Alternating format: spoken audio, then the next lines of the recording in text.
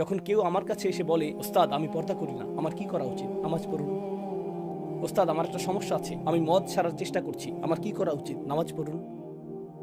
ওস্তাদ আমার কিছু বাজে অভ্যাস আছে যা আমি উল্লেখ করতে চাই না, আমার কি করা উচিত? নামাজ পড়ুন।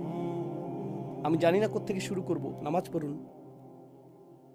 আল্লাহর সাথে আমার সম্পর্ক হ্রাস পেয়েছে, নামাজ পড়ুন। কয় ওয়াক্ত? 5 ওয়াক্ত। 5 ওয়াক্ত।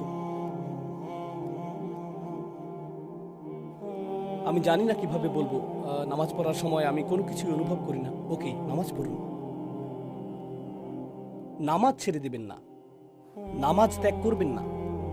কারণ জাহান্নামের অধিবাসীরা প্রথমেই যে কথাটা বলবে তা হলো, আমরা নামাজীদের অন্তর্ভুক্ত ছিলাম না। আপনি কি মুক্তি পেতে চান? আপনি কি সেখানে যেতে চান না? আমি এটাও বলছি না যে আপনার নামাজ পড়া উচিত যাতে জাহান্নাম থেকে বাঁচতে পারেন।